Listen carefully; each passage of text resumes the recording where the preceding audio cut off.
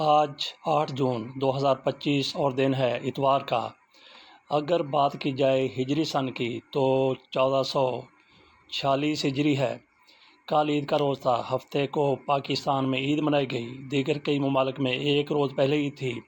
اس علاقے میں کل ہفتے کو عید منائی گئی۔ عید کے اثرات تا دیر جاری رہیں گے۔ عید اوور ہو گئی لیکن اس کے اثرات ابھی تک موجود ہیں۔ یہ کیسے اثرات ہیں؟ عید کی ایک اپنی خوشی ہوتی ہے، ایک اپنی امنگ ہوتی ہے، ایک اپنی کشش ہوتی ہے۔ گو کہ شدید گرمی تھی لیکن اس کے باوجود لوگ عید کی خوشیاں مناتے ہوئے نظر آئے۔ جیسا کہ ہم نے کہا کہ اس کے اثرات تا دیر برقرار رہیں گے، نظر آتے رہیں گے۔ کون سے اثرات ہو سکتے ہیں؟ ایک تو کچھ لوگوں کی طرف سے ادھار پکڑ کر بکرا خریدا گیا، گائے میں یا دیگر جانوروں میں حصہ ڈالا گیا۔ جن پر قربانی واجب ہے انہوں نے تو کرنا تھا، لیکن کچھ لوگ خود سے اپنے آپ کو اس فرض میں داخل کر لیتے ہیں، اس واجب میں داخل کر لیتے ہیں، ادھار پکڑتے ہیں۔ ان پر اثرات کے تا دیر اثرات رہیں گے، وہ قرض اتارتے رہیں گے۔ اسی طرح سے اثرات اس طرح بھی رہیں گے کہ کچھ لوگوں کی طرف سے زیادہ ہی گوشت کھا لیا جاتا ہے اور اس کے اثرات ان کو پھر بھگتنا پڑتے ہیں۔ تو باقی قربانی دینے والے بہت سا حصہ اللہ کی راہ میں دے دیتے ہیں اور جمع کرنے والے بھی بہت سا حصہ اس سے لے اپنے گھروں میں اکٹھا کر لیتے ہیں، تو وہاں بھی کئی روز تک گوشت پکتا رہے گا۔ کئی غریبوں کی طرف سے اتنا زیادہ گوشت جمع کر لیا جاتا ہے کہ ان کے پاس رکھنے کے لیے فریج یا فریزر نہیں ہوتا۔ وہ پھر اس کو کیسے استعمال کرتے ہیں؟ سکھا بھی لیتے ہیں۔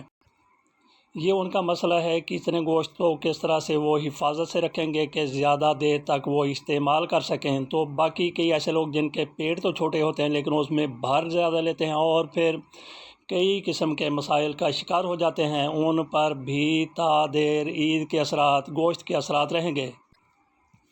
باقی اسلامی نظریہ کے چیئرمین جناب راغب نعیمی صاحب کی طرف سے ایک فتویٰ جاری کیا گیا تھا۔ اس میں ان کی طرف سے بتایا گیا کہ بیل کی قربانی بالکل جائز ہے، اس میں تو کسی دوسری رائے کی ضرورت نہیں ہے۔ انہوں نے کہا کہ سنڈے کی اور مجھ کی قربانی بھی جائز ہے۔ اس کے ساتھ ساتھ ان کی طرف سے کہا گیا کہ یاک کی قربانی بھی جائز ہے۔ یاک کیا ہے؟ یہ جانور ہے، پہاڑی علاقوں میں رہنے والا، -40 درجہ حرارت میں رہنے والا یہ جانور ہے، لیکن ہمارے علاقوں میں جب آ جاتا ہے تو اس کا زندہ رہنا مشکل ہو جاتا ہے۔ انہوں نے کہا کہ جو بھی جانور گائے کے زمرے میں آتے ہیں، بیل کے زمرے میں آتے ہیں، ان کی قربانی ہو سکتی ہے۔ وہ گائے ہے، وہ بیل ہے، وہ سنڈا ہے یا پھر وہ مجھ ہے، بھینس ہے، اس کی قربانی جائز ہے۔ انہوں نے یہ بھی کہا کہ نبی اکرم صلی اللہ علیہ وآلہ کے دور میں عرب میں چونکہ بھینس ناپید تھی، نہیں ہوتی تھی، سانڈ نہیں ہوتے تھے، تو اس لیے وہاں پہ اس کی قربانی نہیں دی، کیونکہ ان دنوں یہ وہاں پہ اس علاقے میں ہوتے ہی نہیں تھے۔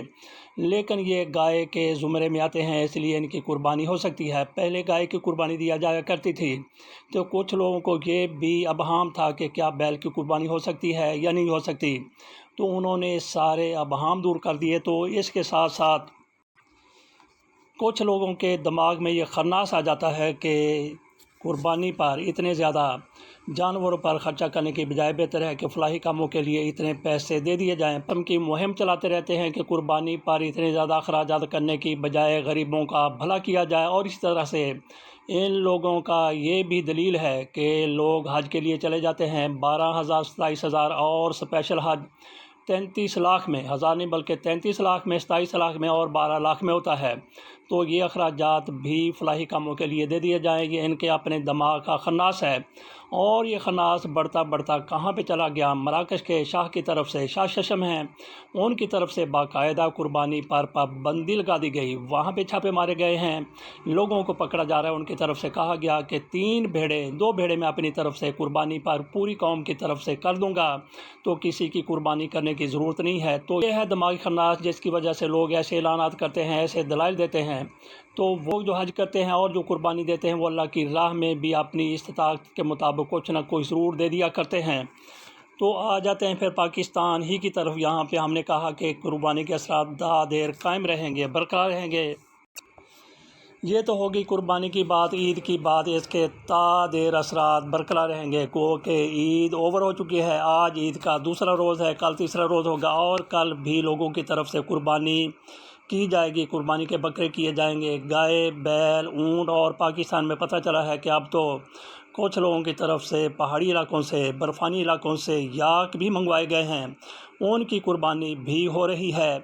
تو اسی دوران ایک یہ بھی خبر آئی ہے کہ چین نے پاکستان کو 5ویں جنریشن اسٹیلتھ لڑاکا طیارے J-35 اور جدید ترین ڈیفنس سسٹم HQ-19 دینے کی پیشکش کی ہے۔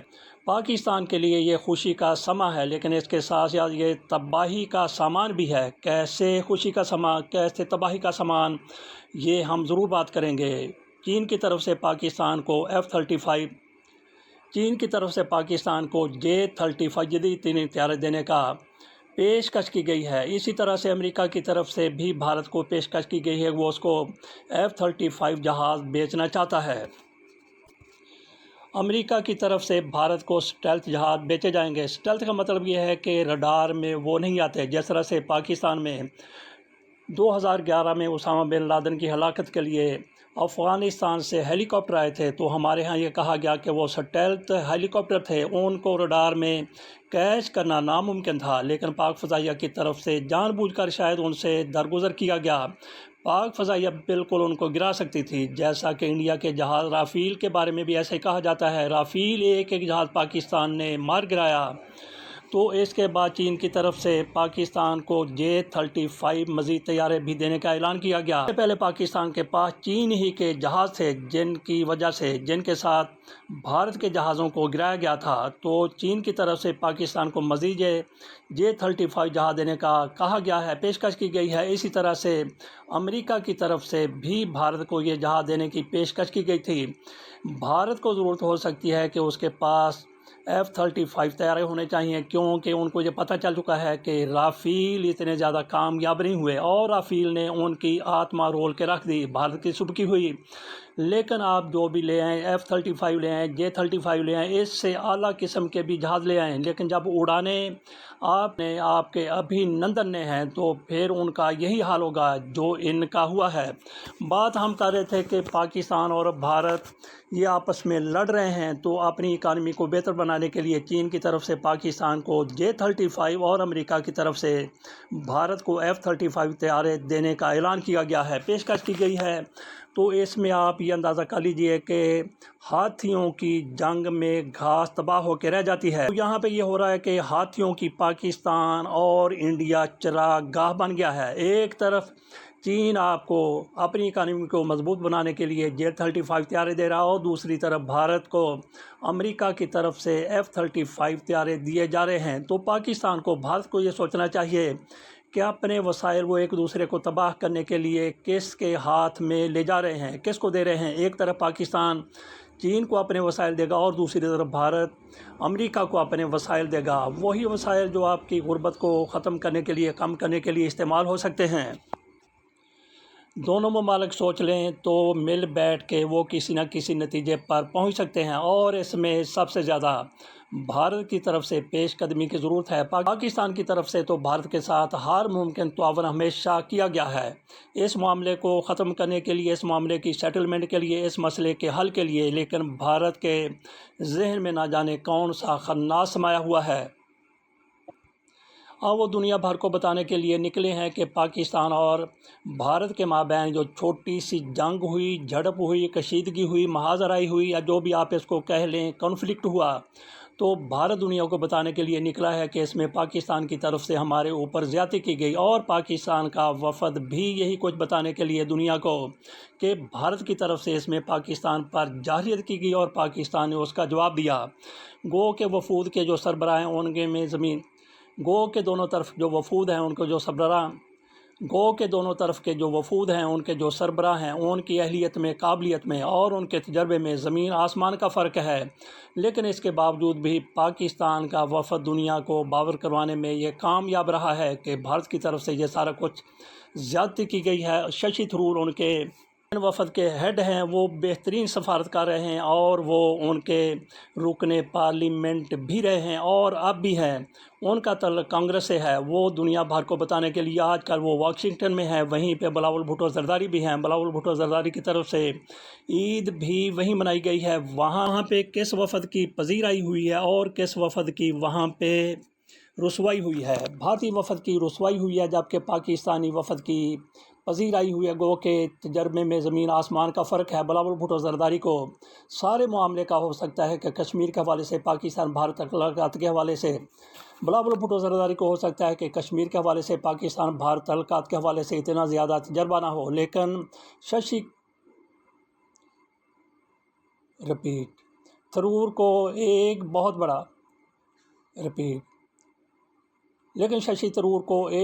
بڑا تجربہ حاصل ہے، لیکن ان کی وہاں پہ رسوائی اس لیے ہو رہی کہ وہاں پہ خالصتان والے بھی وہیں پہ پہنچ جاتے ہیں جہاں پہ ششی تھرور موجود ہوتے ہیں، اور کشمیری بھی وہاں پہ پہنچ جاتے ہیں۔ تو بھارت جس طرح سے اپنا موقع پوری دنیا کے سامنے رکھنے گیا تھا کہ پاکستان نے زیادتی کی ہے، لیکن وہاں پہ الٹا بھارت کو لینے کے دینے پڑ گئے ہیں۔ دنیا کو پتہ چل رہا ہے کہ یہ ظلم کس طرح سے کشمیریوں پر کر رہے اور کس طرح سے سکھوں پر کر رہے ہیں۔ پاکستان کا بلاول بھٹو زرداری کے وفد کا فائدہ ہوا، اور اس سے زیادہ فائدہ پاکستان کو ششی تھرور کے وفد سے ہوا ہے، کیونکہ جس طرح سے پاکستان کی طرف سے ان معاملات کو دنیا کے سامنے رکھا جانا تھا، اس طرح سے بلاول بھٹو زرداری تو شاید نہ رکھ سکے ہوں، لیکن جس طرح سے ششی تھرور کے خلاف وہاں پہ ان کے وفد کے خلاف مظاہرے ہو رہے ہیں، دنیا یہ سوچنے پر یقینی طور پر مجبور ہوگی کہ آخر کار معاملہ کیا ہے، مسئلہ کیا ہے۔ تو پاکستان کے وفد سے زیادہ پاکستان کا موقف بھارتی وفد کی طرف سے دنیا کے سامنے فطری طور پر آ رہا ہے۔ اس کے ساتھ اجازت دیجیے، اللہ حافظ۔